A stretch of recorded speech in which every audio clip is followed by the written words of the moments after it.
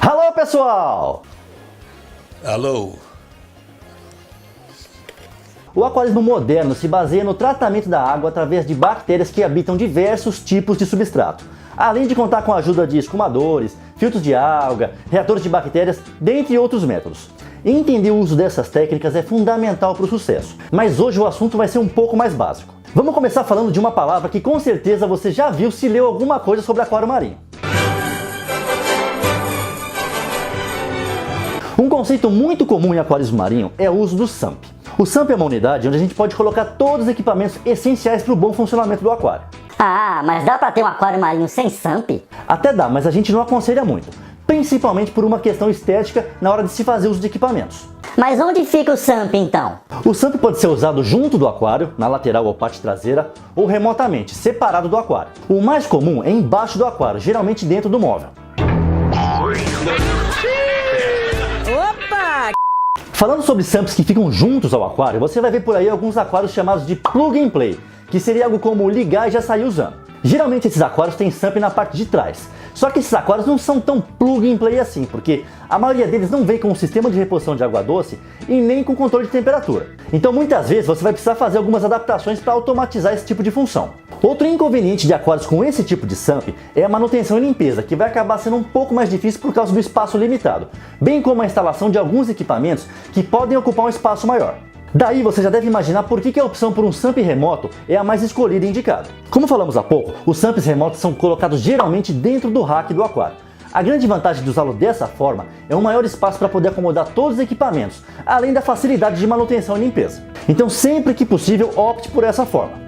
O SUMP é o local adequado para colocarmos praticamente tudo que vai ajudar a cuidar da água do aquário. Os principais itens são filtros mecânicos como Shark Bag e Perlon. O Shark Bag é um filtro mecânico que se parece com uma meia. Ele é geralmente colocado no cano por onde desce a água do aquário.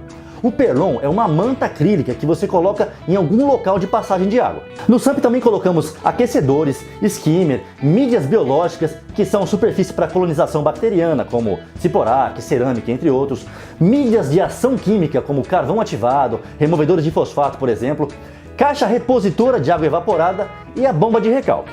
Podemos ainda colocar no SUMP reatores de cálcio, filtros de algas, filtros UV, ozonizadores, sondas de medição de parâmetros e uma infinidade de outros equipamentos. Existem muitos modelos de SUMP, porém, principalmente para quem está iniciando, manter um SUMP simples e básico vai proporcionar maior facilidade do uso. Para o caso do uso do skimmer, seria bom o SUMP ter pelo menos uma divisória que mantenha o nível da água no compartimento do skimmer, a fim de se evitar possíveis desregulagens. Quando o SUMP é feito na lateral ou na parte traseira do aquário, a água chega ao SUMP geralmente através de transbordamento.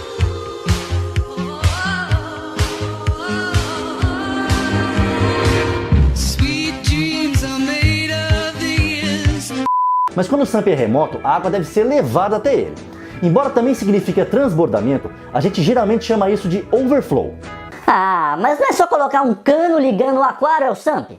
Você até poderia fazer assim, mas existem alguns métodos que visam principalmente diminuir o barulho e alguns tipos de problemas que você pode ter com isso. Então vamos falar sobre os mais conhecidos. Esse sistema consiste em um cano de PVC largo com uma unidade em forma de T, onde um pequeno orifício no topo vai ser responsável pela passagem de ar, evitando o efeito sifão, mantendo a entrada de água submersa e teoricamente sem ruídos. Esse sistema pode ser usado tanto em torres internas quanto em caixas internas ou externas, mas o conceito é basicamente o mesmo.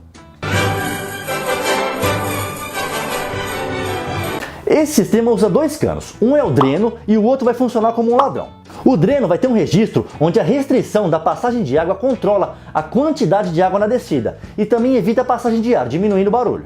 Muitas pessoas utilizam o sistema Herb em suas botas sem o ladrão, só que isso representa um grande risco, porque não é incomum entupimentos causados por paguros, isneios ou algum animal que eventualmente consiga passar a proteção e caia na descida. Particularmente, eu nunca dormiria tranquilo se o meu aquário não tivesse o sistema com ladrão.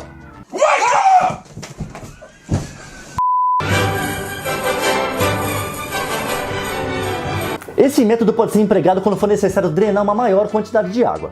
Ele é um método híbrido que une os dois métodos anteriores. Então você vai ter 3 canos, sendo 2 drenos e um ladrão. Ah, Léo, mas eu sempre ouço falar de bota e cesto vidro e você não explicou o que é isso. Vamos lá, bota e cesto vidro nada mais são do que derivações do sistema Herbie.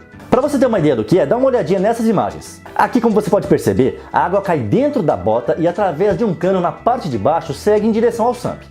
Geralmente esse cano vai ter um registro esfera para estrangular a descida da água, mantendo a bota cheia e diminuindo o barulho, que muitas vezes parece um som de ralo.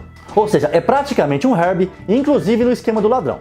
No cesto vidro, a diferença é que a água vai descer por um vidro que tem a largura total do aquário, e o ladrão vai geralmente ser um vidro atrás dele. Nesse caso, você estrangularia a descida por um registro para manter o cesto vidro com água, e assim diminuir o barulho.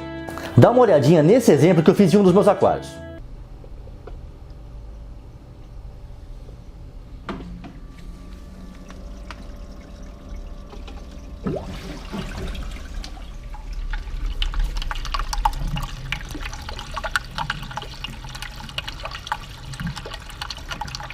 Como o aquário marinho acumula muita nata gordurosa na superfície da água, e explicamos o que é isso no programa sobre skimmer, a gente pode aproveitar o overflow para fazer um desnatador de superfície. As maneiras mais comuns de se ter esse resultado são exatamente as botas ou torres, o cesto vidro ou até mesmo caixas internas ou externas, quase sempre aliadas a uma boa movimentação na superfície da água. Então dá uma olhadinha no exemplo de movimentação para você entender mais ou menos o que seria o ideal para evitar esse problema.